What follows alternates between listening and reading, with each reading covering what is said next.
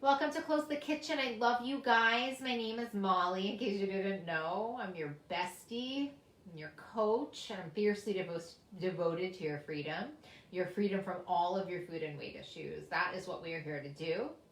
And a lot of what happens to us at night is that we need the nourishing and the nurturing that comes with connection, connection and learning skills. And remember always that the difference between a diet and a relationship is a shift in what you choose to think and believe. And a lot of what we talk about here is shifting our beliefs from where they are, hey Ted, from where they are to like places that can make them a path a bit more easy in this relationship that we're trying to create with food and with ourselves.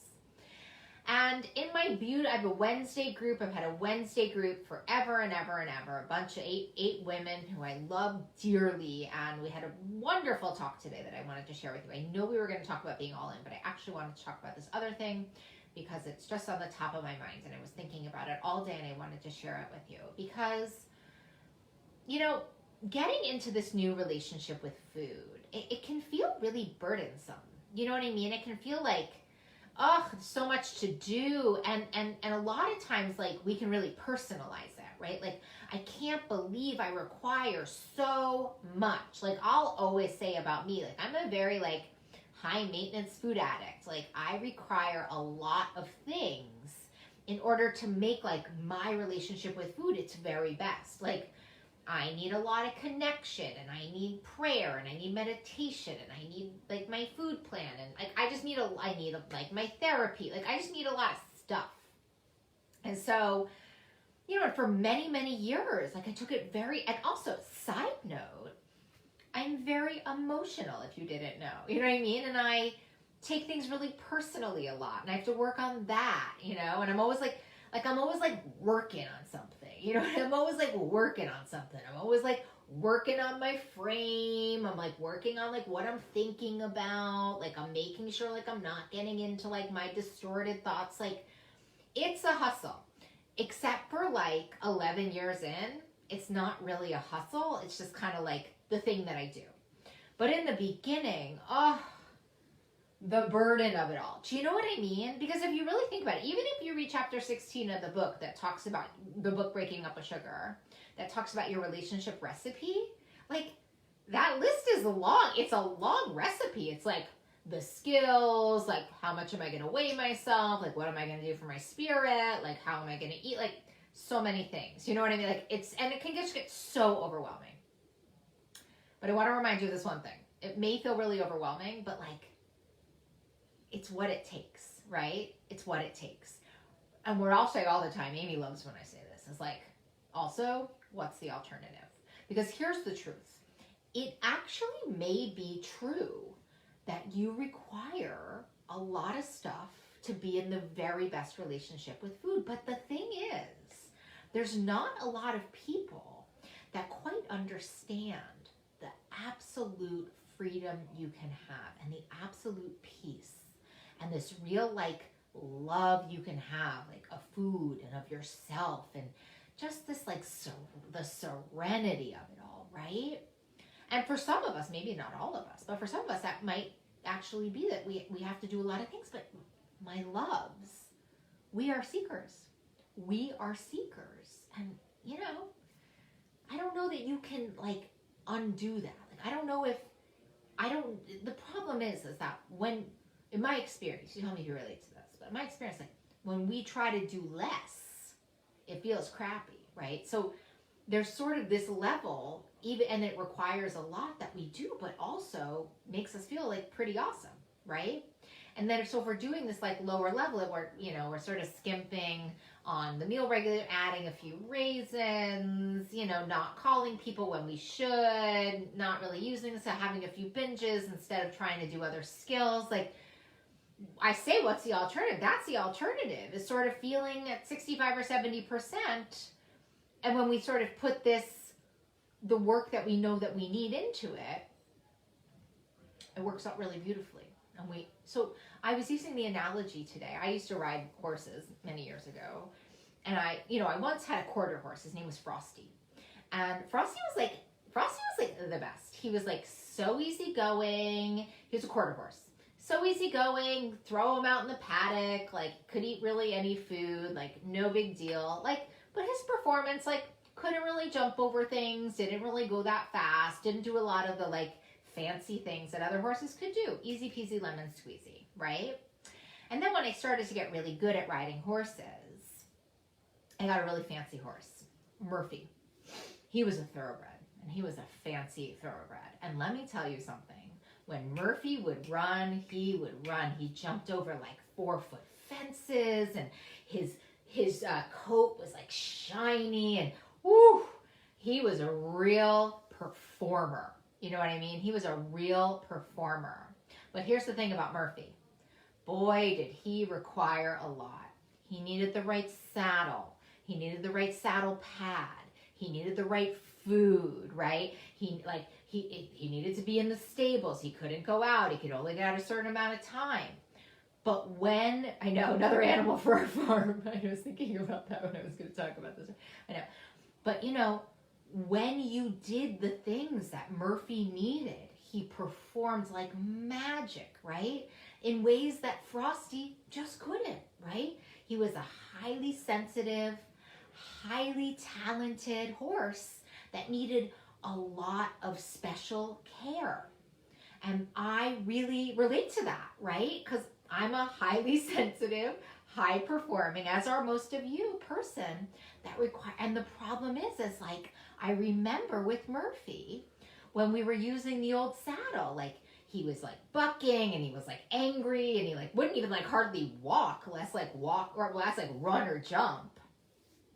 And so, in order to have the horse perform in the way that makes him the best performer, you have to be giving him what he needs. And so the question is this, like, remember this thing, my loves, like, you practice something long enough, it becomes a habit, like, for good or for bad, right? I know that about my night eating back in the day. You practice that long enough, that becomes a habit. But we practice the rituals, and we practice the meal plan, and we practice the reaching out, and we practice the skills, right? And we practice whatever other connection we do, right? We practice that enough. Like, I promise you, I can tell you over here, and I treated thousands of people who would agree with me, it becomes what you do, right?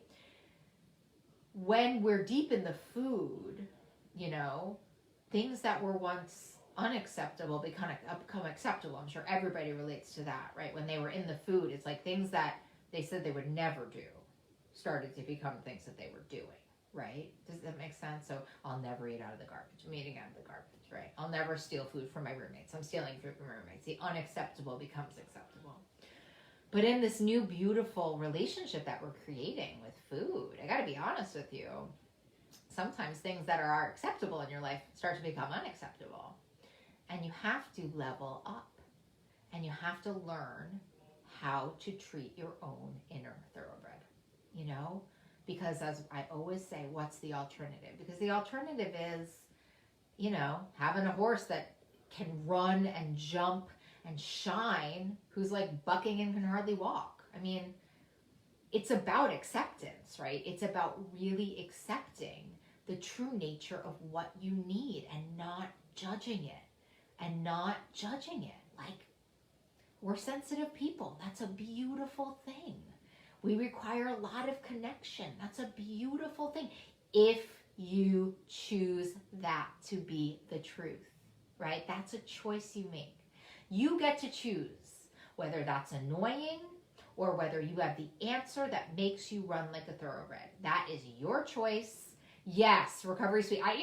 Never feel guilty. I even think, honestly, Recovery Suite is saying, thank you for helping me not feel so guilty about being sensitive and high maintenance.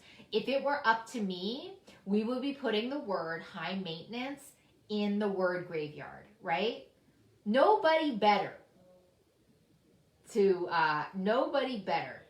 than sensitive people. There is nobody better than sensitive people. We're smarter, we're more intuitive. It's about embracing that part of you. That is the beauty of who you are. And in that way, in order to think about it, in order to keep a sensitive person going, it usually requires a lot of stuff. We're lit up like the 4th of July, my loves. We are lit up like the 4th of July, right? So the question is, you can't change whether or not you're a thoroughbred. You can't change it. That's your DNA. You can decide if you want to be giving yourself the treatment that a thoroughbred deserves. And that's the right saddle and the right brushes and the right food and the right company and the right exercise, the whole thing, right? Sensitive is a superpower. That's what Janice is saying. Sensitive is a superpower. Let me tell you something. I wouldn't even be a minute helpful if I wasn't sensitive. I'm sensitive. I'm intuitive. It's the most wonderful thing. It's like, and I always say this to when I treat teenagers that are like this, and I say, you have to learn how to manage your gift. And part of managing your gift is radically and deeply accepting the true nature of it, right? You're a thoroughbred. Start to treat yourself like a thoroughbred.